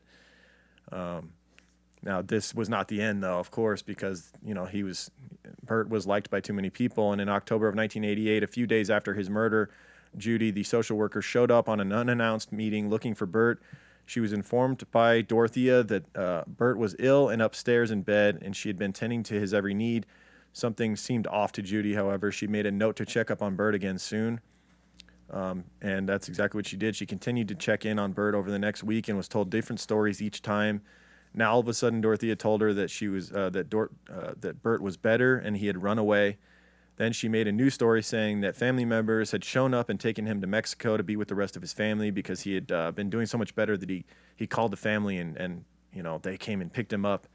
Judy knew Bert's story and knew that Dorothea was lying. She had basically over the years pulled Bert's story out slowly and surely because Bert was real quiet, but she knew his story. She knew this was bullshit. Dorothea even went as far as to pay a man. This Judy is becoming a real pain in Dorothea's ass. She's starting to get nervous about it. Damn, to the point, social workers doing their damn jobs. Right. Damn it. Exactly. So she even goes as far as to pay a man she knew to pose over the phone as the family member that took Bert off her hands. The man screwed up several times in the call, and it was clear that it was a sham. He broke character several times, said his own name at one point. Yeah, me and Brad are in Mexico. You mean Bert? Yeah, I mean Bert. Yo, we're having quesadillas. Yeah, he's like a white guy. Judy knew it was time to call the police. Detective John Cabrera got the call and visited the home and interviewed each of the people living in the boarding home individually. He separated each person in there, basically. This part, to me, was so Jonestown, dude. Yep. You remember the moment when, the reporter and the politician went down to Guyana and they had that really ominous day. They had that first night, which went well, when Jim Jones and all the people at Jonestown were putting on a show for them. And like, oh, you know what? Everyone is happy here. Maybe we were wrong. That's right. But then the next rainy day, the person tried to slip the reporter a note or the politician a note, and it was seen. That's very much like what happened here. Yeah, all hell breaks. So, so this detective, John Cabrera, is interviewing each member of the boarding home, and all seems to be going well. They're all covering for Dorothea saying, that they love living there and all this stuff, until the final interview was a man named John Sharp, an alcoholic who had been under Dorothea's care longer than anyone else in the house. The interview was fine. He was talking loudly, like, yeah, I love it here. Like, and Cabrera got the feeling like, is she like listening through the wall and they're like putting on a show, so that they don't upset her. Right. But still, he was saying the right things. And at the conclusion, the men shook hands, but Sharp passed a small note in his palm to Cabrera. Cabrera said nothing and quickly pocketed the note. In his car, he pulled the note out. It read, "She is making us lie for her." So Cabrera knew there was more to this. Later in the day, when Sharp took his usual walk to the store for cigarettes, Cabrera pulled up and offered him a lift. They sat in a diner, and Sharp told him all of the suspicious activities, the disappearances of guests, and the frequent gardening, which I had mentioned would eventually help to get her caught. Cabrera contacted Dorothea's parole officer, who made him aware that she was not allowed to be operating a boarding house of any kind. So, yeah, she'd been already violating her parole by operating a boarding house in the first place and hadn't been discovered for that yet. She should be locked up for parole violation a while ago. The detective, a parole officer, and a few other officers in uniform returned to the house on F Street with shovels in the back seat. It was November 11th, 1988. They didn't have a warrant yet. They were basically going to go ask Dorothea if they could look around and see if they could get her permission without a warrant, see how guilty she was. Right. She does give them permission. They look around the house with Dorothea's permission. They found very little that seemed suspicious. They did find some pills from one of the women that Dorothea had killed and questioned her about it, and she acted like, oh, I forgot those were there, that type of thing. On their way out, they asked if she minded them poking around in the garden for a minute. Now, this is a bold move by her, and she took a risk, just kind of guessing that it would make her look less suspicious. She goes, go ahead. Oh, I was just going to say, the only thing she can do here is buy time, and she knows it. So you have to do this at this point. And she's smart enough to at least know that. She knows if she says no, that's going to make her look more suspicious. Then they're going to get warrants and probably dig even deeper into the garden. I'm guessing she's hoping that they're just going to go out there and kind of move some dirt around and go, all right, nothing to see here, and move on with their day like a lot of police do. And however, she goes, not only can you look around the garden, but here's my shovel. I see you have more men than you have shovels there, so go ahead. That guy was like, fuck. Right. Dig today, bitch. It's a bold move because it's a very small yard. It's a very small yard, and there's many bodies in there. So it's like... the probability is very high. Now you got more guys digging that could dig in different spots. Like, the body per square foot ratio is pretty good. There's a lot of body per square foot there. Cabrera began digging and was hitting chunks of what looked like beef jerky. This part's fucking disgusting, by the way. Yeah, so Cabrera, the main detective, starts digging around, and he's finding these chunks of, like I said, what looked like beef jerky. At the time, they didn't think a whole lot about it. He also hit what he thought was a stubborn root. He fought with the root, and he's at the point where he's pulling on this root with both hands, using all of his body, and actually falls back onto his butt. And at that point, he realizes that it's a shin bone that he has, that he's holding in his hands, and they see what's remaining of a foot and a shoe in the ground, and they realize they've now found a body. Dorothea was sitting there with her jaw open, wide-eyed, like, wow, how did that get there? That type of thing. Yeah, wow. You guys want some lemonade? Right. Wow, that's just awkward. You want some tea? Right. You want to come upstairs for a drink? Yeah, exactly. Shockingly, Dorothea was not arrested on the spot. During the initial investigation, Puente was not immediately a suspect, and during the excavation of the backyard, she was actually given permission to leave the property. So when she sees they're starting to now dig through the whole yard, like later that day, and she's like, this is fucked. They're going to find all these bodies. You mind if I step out for a minute while you guys are finding all the things that could put me away forever? Yeah, they're out there digging up, about to find all these bodies, and she actually wanders out and asks Cabrera, do you mind if I go? This is, I could really use a breather. I'm going to go grab a cup of coffee at a nearby. Not only does he say yes, he drives her to the hotel and says, hey, give me a call when you want to be picked up.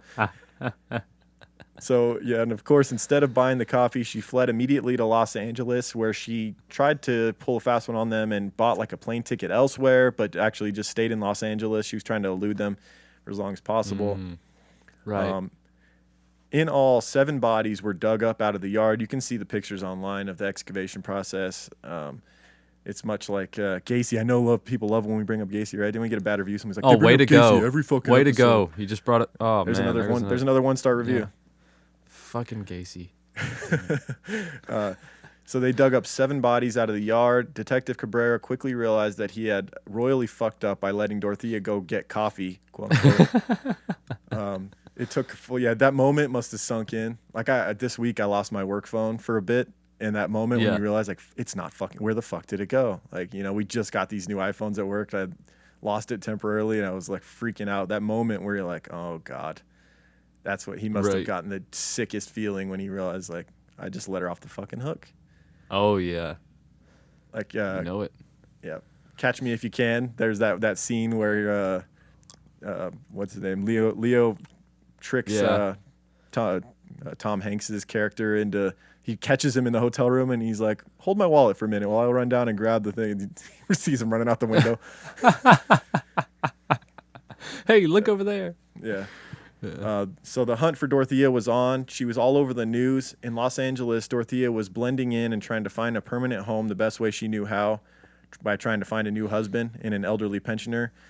She met an old pensioner named Charles at a bar. The pensioner, however, recognized her from police reports. He knew something. He's like, I just feel like I know your face. It's because he'd been seeing her all over the news.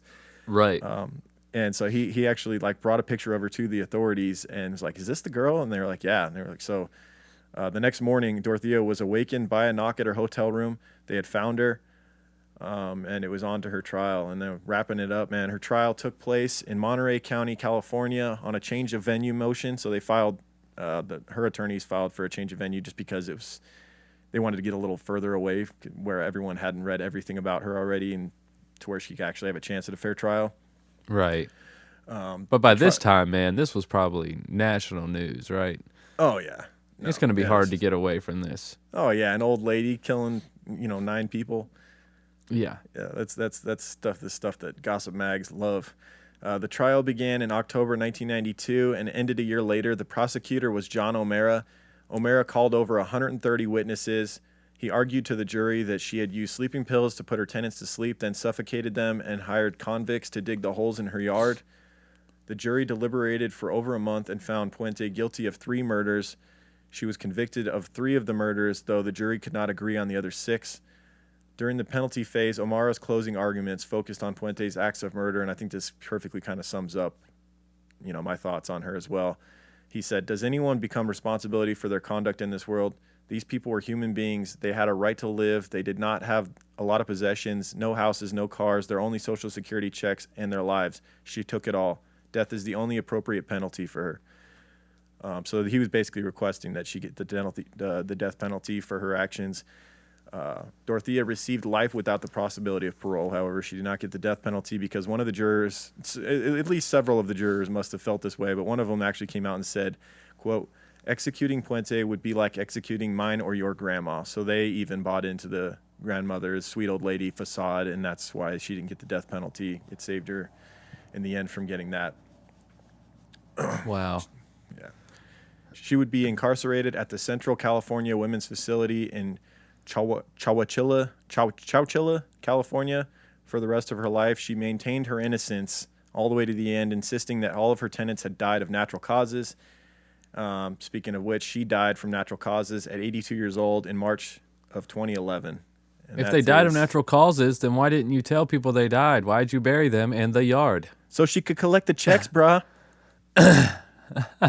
Which actually Chief believed that for a while, and then after, and then, at a certain point when they're dying so frequently every week. Oh, you think Chief believed that they were just in the check collecting business? He was just like, well, another one passed, nothing we can do about it. Might as well take their money. Yeah, I see what you're saying. Yeah. I see what you're saying. Old Chief. So that was the Sweetie of Sacramento, guys. We hope you enjoyed it. Very long and detailed crime line. Sorry, Michael, I was kind of going and getting. I don't know if I gave you enough time to give your thoughts on it. How do you feel about her overall? I mean, it was a fun one to study, man. It really was. It was a nice change of pace. It was nice to see some different, methods Yeah. You wouldn't think that someone in her situation, with her upbringing, her educational background, the things that she did, for lack of a better term, are impressive, awful, sadistic, but impressive. She was, yeah. She was very industrious, as we mentioned. Like it's amazing that the stuff she was able to pull off by having this facade. Yeah, one of the better liars we've ever studied. That's for sure. Obviously, but I mean, also she has a lot going for her. She appeared older, which she nailed that. Absolutely nailed that. I don't know if she just aged bad anyways and was like, I'm just gonna run with this, or if she had anything to do with that. But something tells me she had something to do with that. I mean, she realized that. I mean, old ladies especially, elderly people, they should get a pass to a certain extent. You know what I mean? They've lived hard lives. There's a lot of things they can't do for themselves. But when it comes to this, I mean, nobody should get a pass, obviously. But she caught on to that very quickly. I mean, look, she looked like an old lady at 37. I mean, that's just a few years older than we are. You know what I'm saying? Exactly. It's just, you have to put in some time to look old at 37. I mean, come on. You're doing something. I mean, I know she lived a hard life, but god damn. I don't know if it's that bad. Yeah. So that's my take on it, man. She played the part. She was committed to the role. She did. Whatever that role took, whatever it was. And that just makes people like her that much more terrifying. Yeah, and I agree that she was a product of her upbringing. I think she was definitely one on the side of nurture. Yeah. She was raised to feel nothing. Like she was raised in a house of no love. From she had to feel nothing. I mean, imagine it, violence and sexual abuse and just you name it. Imagine being raised that way, and wanting to feel love, looking for that connection, not ever finding it, not being able to deal with it. Her life ends up a lot different. It probably takes more of a path towards suicide or drug addiction or alcoholism, like her parents. You know what I'm saying? Yeah. So I don't know. But you can't put all the blame on the parents. Shit, there's been a lot of people with terrible upbringings, and they're great people. That's true. That overcame. They're great people.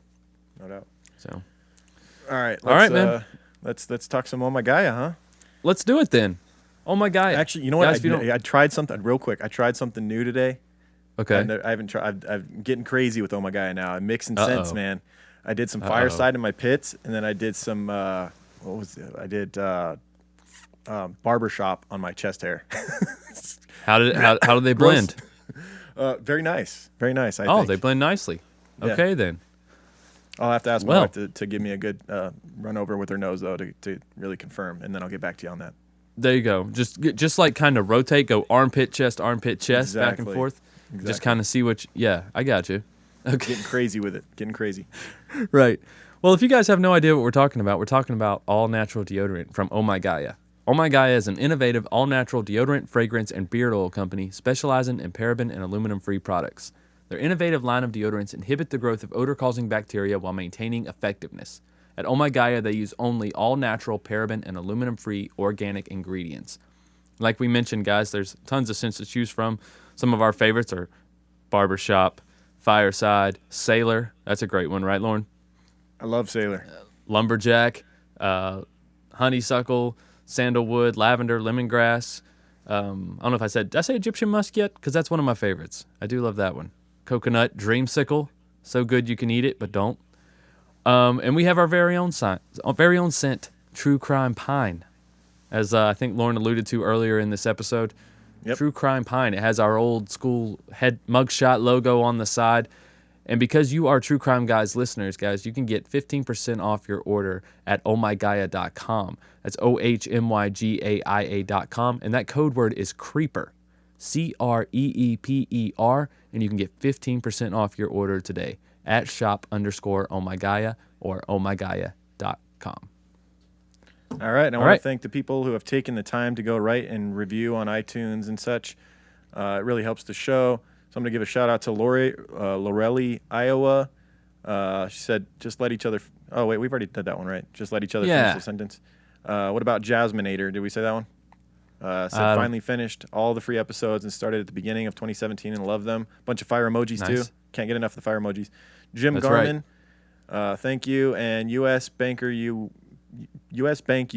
103847399. U.S. Bank user. That's suspicious at all. That's awesome.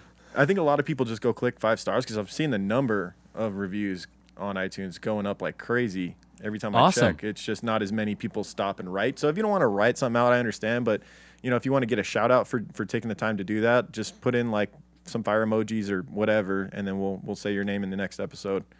So right. Up over 1,300 reviews, man. Not bad. Crazy. Growing every day. Not bad. I didn't know we would ever get here. Right.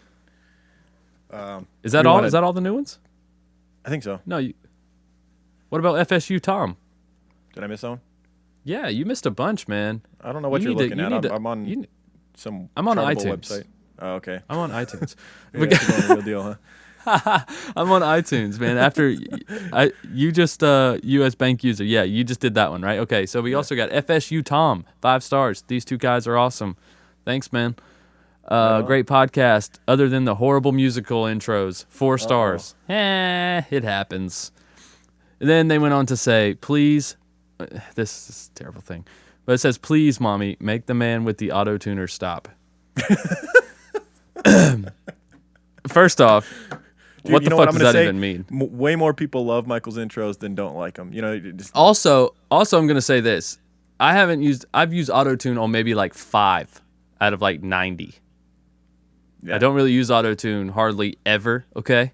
Get a larger sample size before you go and write reviews, guys. Like seriously, listen to a few episodes. Like so many people, we get a review where like, why are they doing all the shout outs at the beginning of the show? And it's like, that was fucking 3 years ago we did that. Like, just listen to a newer episode and you won't get that anymore. Before you go write about it, It doesn't matter. They don't. Apparently somebody picked out every fucking episode we mentioned Gacy in and then left that review before. Dude, people are just going to do what they want to do. They listen to one episode. They think they have a great grasp on the show. They're going to leave a comment. That's why it's important for you. Yeah, you listening, who hasn't gone and written a review yet that loves the show, to go and fight the battle against these people that want to hear one thing they don't like and go write a 1 fucking star review over it. Right, exactly. Well, we got 2 more. We got 2 more people that did that. They did good reviews. We got Stephalin 182126, 5 stars, new lister, and I think these guys are amazing. Great content. Thank you.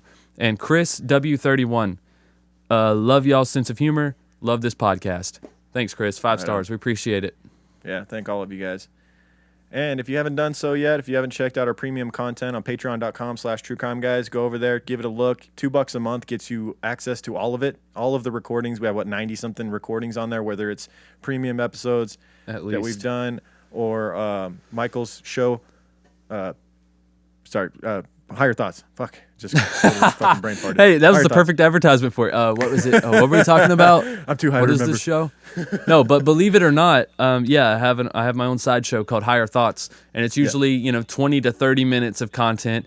And believe it or not, I talk the whole time. Yeah, I talk a lot on there, actually. Sometimes I have my wife on there. I've had Lauren on an episode. I've had Esther from Once Upon a Crime on an episode. That was a lot of fun. You never know what I'm gonna do on there. Sometimes I'll jump on there and talk about books that I'm reading, or maybe something new that I'm trying to add to my life. Something I'm trying to add to my regime. That sort of thing. You answer listener questions too, which is great because a lot of times we don't do enough of that. Where we do we don't do enough of the live Q&As or anything like that stuff.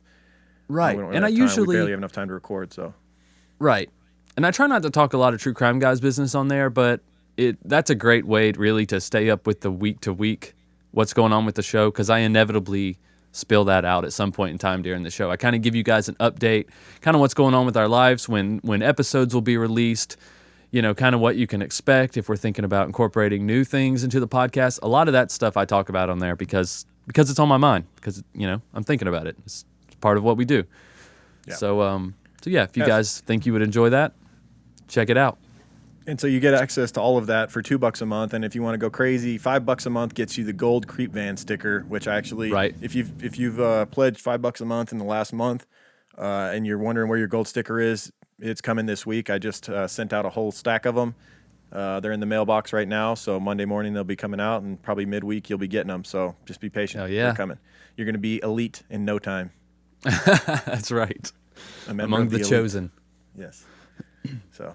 Yeah. All right, guys. All right. I think that's about it, right? Well, Well, also social media. Yeah, social media at True Crime Guys everywhere on Twitter, fucking Instagram, Facebook. We have a private group. Is it still run by Michelle K? Because I don't have Facebook, so I don't know what the hell's going on. Yeah, I think Michelle K and Chris Sharp are still the administrators over there. Right on. True Crime Guys closed group on Facebook. You guys like to talk about true crime with some other creepers. I think that group is somewhere around 1,000 members now. It's growing. It's growing every day. Some of the posts on there are pretty cool. But it's a way to get around and talk to and communicate with like-minded people. Not only fans of our show, but obviously they're true crime fans in general. And you know, your family doesn't know what you're talking about, and they won't think you're crazy or obsessed with killers or a killer yourself. Right. Right. Did you want to mention that we're going to try and bust out free episodes every week as opposed to doing the freeloader? We want to kind of guys, we're going to take a little break from the freeloader and freeloader series and let that build up. But that does not mean we'll be releasing less content. There'll just be one more new free episode released. Right. So the patrons that have been patrons for a long time will be happy about that because that means more episodes for them because they've already heard the ones that were releasing the old Patreon episodes. We won't be releasing old Patreon episodes to freeloaders anymore for a while is what we're saying. Right. We're going to try and put out 3 free episodes a month and then 1 exclusive Patreon episode a month like we intended. You know, but then things got crazy and we needed a break here and there because we were moving and all that stuff settled down and we're into a new year and we're going to try and stay diligent and bust out episodes every week. That's right. And see how it goes. We're kind of getting into a routine now, guys. This has become we've kind of fallen into that groove that we promised that we would. And I think this is the kind of content that you deserve. This is back to what we were doing from the beginning, releasing 4 new episodes a month, but 3 of them will be free. Right. So freeloaders, you still will have 1 week off, but one of them you got to pay to get in there into the party. Right. That's right. Got to pay to get into that party. Pay us only. All right, only. guys. All right. We'll see you next week's. Yep. Is it Patreon next week? Man, it should be. We've done quite a few freebies. I think it's I think it's Patreon week next week. All right, Creeper Party. Let's do this. Let's do it, peeps. It's not too late to join up and be a part of it next week and listen to all our premium stuff on there, guys. All right. That's right. I'm done selling shit. Let's go. See you next week. All right. Keep creeping. Keep creeping, guys. True crime guys, in the desert we like a mirage. It's okay if you clicked on us cause you thought we was True Crime Garage. Now we ain't mad at you, sit down, let us talk at you.